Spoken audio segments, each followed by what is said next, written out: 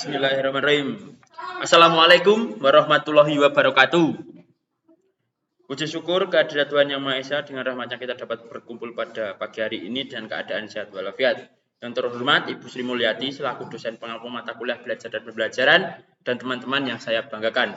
Sebelum memasuki materi tentang analisis perolehan, perorganisasian dan proses mengungkap kembali informasi dalam struktur memori manusia, perkenankan saya untuk memperkenalkan anggota kelompok. Yang pertama adalah Laila Zahra Nur Fadilah, yang kedua ada Chandra Nutudikusumo, yang ketiga ada Salsabila Livia Yofi, yang keempat ada saya sendiri Wahyu Chandra Febriansyah, dan selanjutnya ada Mbak Karina Mulyawati, yang terakhir ada Mbak Aprilia Sekararum. Masuk bab 1, pendahuluan. Yang pertama adalah latar belakang, yang kedua ada rumusan masalah, dan yang ketiga ada tujuan. Masuk ke latar belakang, belajar merupakan tindakan dan perilaku siswa yang kompleks. Sebagai tindakan, maka belajar hanya dialami oleh siswa sendiri. Siswa adalah penentu terjadinya atau tidak terjadinya proses belajar. Proses belajar terjadi berkat siswa mempelajari sesuai yang ada di lingkungan sekitar. Pengertian dari belajar sangat beragam. Banyak dari para ahli yang mengartikan secara berbeda-beda definisi dari belajar. Bagaimana kita ketahui bahwa belajar merupakan hal yang penting dalam bidang pendidikan.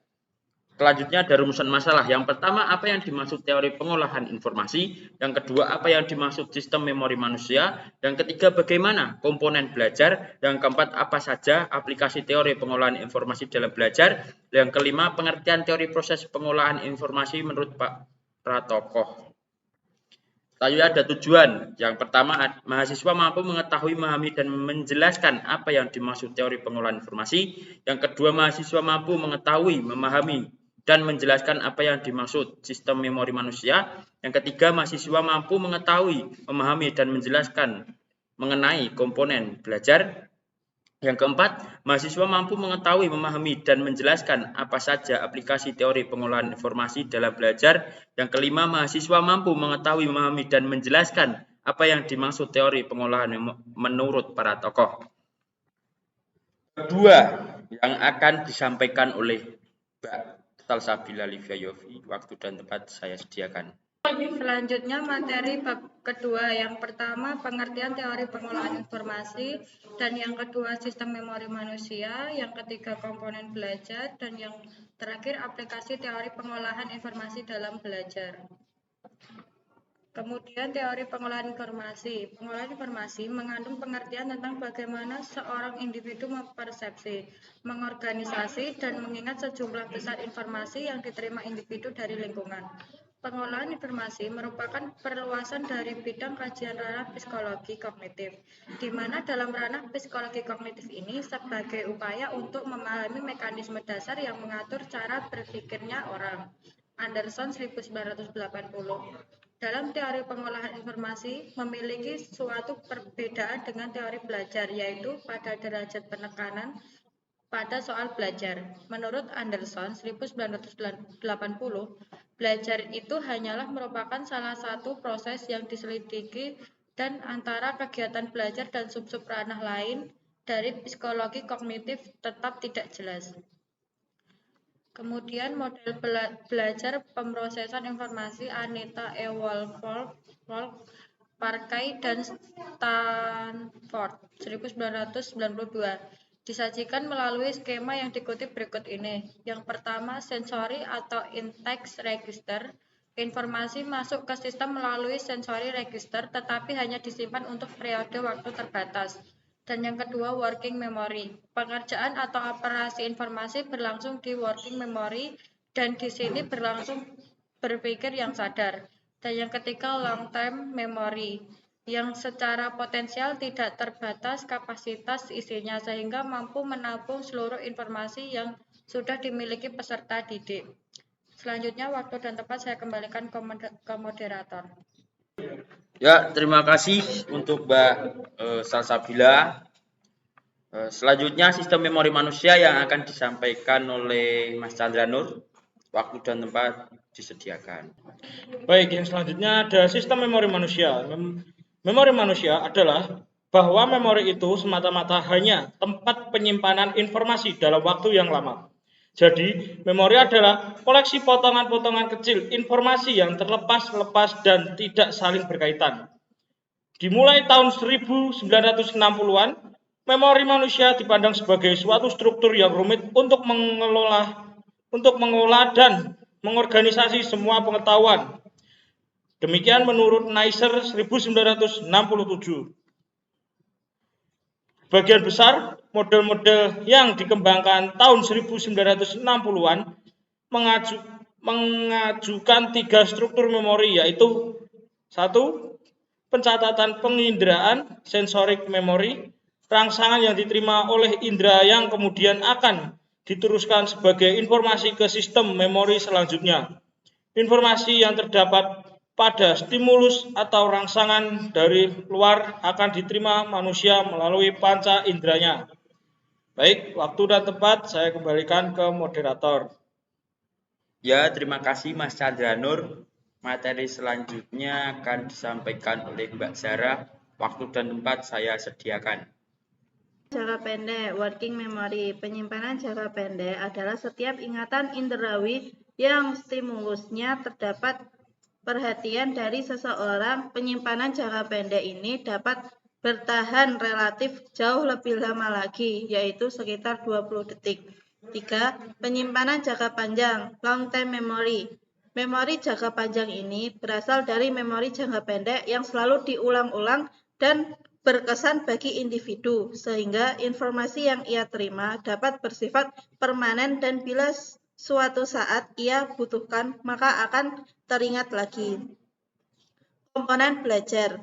Penerapan teori pengolahan informasi dalam belajar ada 3 tahap, yaitu 1. Pengarahan perhatian ke stimulus, 2. Mengkode stimulus, 3. Penyimpanan dan pemanggilan informasi dan perhatian ke stimulus. Waktu saya kembalikan ke moderator. Ya, terima kasih Mbak Zara. Materi selanjutnya akan disampaikan oleh Mbak April. Waktu dan tempat saya sediakan. Baik, yang selanjutnya yaitu aplikasi teori pengolahan informasi dalam belajar. Memori manusia itu suatu sistem yang aktif yang mampu menyeleksi, mengorganisasi, dan juga mengubah menjadi suatu sandi-sandi informasi dan keterampilan bagi penyimpanannya untuk dipelajari. Mengenai hal di atas, para ahli kognitif juga berasumsi bahwa belajar yang berhasil sangat bergantung pada tindakan belajar daripada hal-hal yang ada di lingkungannya. Membimbing untuk menerima stimulus, melihat dari komponen tersebut, sudah pasti ketiganya merupakan satu kesatuan yang harus dilakukan secara berurutan dan akan selalu mempengaruhi hasil yang akan didapat atau hasil belajar dari peserta didik itu sendiri. Yang pertama, membimbing peserta didik dalam penerimaan stimulus. Sistem memori dapat melakukan proses seleksi atas stimulus-stimulus yang akan diperhatikannya. Ini juga dapat dikatakan bahwa sistem memori manusia memiliki suatu aplikasi filterasi terhadap stimulus-stimulus yang diperhatikannya. Tujuan dengan pemberian kerangka ini atau advance organis yaitu untuk membantu peserta didik untuk mengetahui dan memperhatikan hal-hal penting dari material atau bahan pelajaran yang baru. Membahas mengenai advance organizer, ada 2 jenis organizer yang disampaikan oleh Mayer pada tahun 1979, yaitu yang pertama organizer ekspositorik, yaitu memberikan mekanisme untuk membuat hubungan logis dalam materi baru. Yang kedua, organizer komparatif, yaitu memberikan mekanisme untuk menghubungkan informasi yang baru dan tidak dikenal dengan pengetahuan yang sudah ada. Baik, untuk yang selanjutnya saya kembalikan ke moderator. Terima kasih Mbak April. Materi selanjutnya akan disampaikan oleh Mbak Karina. Waktu dan tempat saya sediakan. Yang selanjutnya, kedua, memperlancar pengkodean. Pengkodean berfungsi untuk menyiapkan informasi baru untuk disimpan ke dalam memori jangka panjang. Proses ini menghendaki adanya transformasi informasi menjadi kode ringkasan guna mempermudah dan mengingat kemudian di waktu mengenai informasi tersebut. Ketiga, memperlancar penyimpanan dan retrieval. Suatu taktik atau siasat pengkodean saat penting karena hal ini dapat meningkatkan kemampuan kembali kepada waktu yang akan datang. Ini dapat ditunjukkan berupa irama bunyi, sajak, kata-kata pokok, citra visual, dan sebagainya, yang semuanya memberikan pengisyaratan untuk maksud retrieval bagi peserta didik dalam proses belajar. Menanggapi penjelasan di atas, Norma dan Dobrow mengemukakan dua tahapan dalam melaksanakan penelusuran, yaitu yang pertama menetapkan informasi yang diinginkan atau yang ingin dimunculkan dari dalam ingatan retrieval. Yang kedua, penelusuran yang sebenarnya, yaitu dapat dikatakan hal yang mencakup tindakan peninjauan kembali struktur ingatan dan informasi-informasi yang terkait di dalamnya saat informasi yang diinginkan didapatkan atau dimunculkan kembali. Baik, waktu saya kembalikan ke moderator. Bab 3. Yang pertama ada kesimpulan, yang kedua ada saran, yang ketiga daftar pustaka. Masuk kesimpulan, berdasarkan pada penjelasan-penjelasan di atas, kami dapat menarik beberapa kesimpulan antaranya. Yang pertama, pengolahan informasi mengandung pengertian tentang bagaimana seorang individu mempersepsi, mengorganisasi, dan mengingat sejumlah besar informasi yang diterima individu dari lingkungan. Yang kedua, terdapat 3 unsur struktur memori, yaitu pencatatan penginderaan sensoris memori, penyimpanan jangka pendek working memory, dan penyimpanan jangka panjang long term memory. Yang ketiga, terdapat 3 tahapan belajar dalam teori pengolahan informasi, yaitu perhatian ke stimulus, mengkode stimulus, dan memperlancar penyimpanan dan retrieval. Selanjutnya ada saran. Sebagai calon guru diharapkan dapat memahami materi analisis tentang perolehan, pengorganisasian, dan proses mengungkap kembali informasi dalam struktur memori manusia. Yang selanjutnya di daftar isi bisa dilihat PPT. Selanjutnya sekian presentasi dari kelompok kami. Mohon maaf jika presentasi kurang sempurna, karena yang sempurna hanyalah kita yang dulu pernah bersama. Hidup sendiri tanpa kekasih. Cukup sekian dan terima kasih. Wassalamualaikum warahmatullahi wabarakatuh.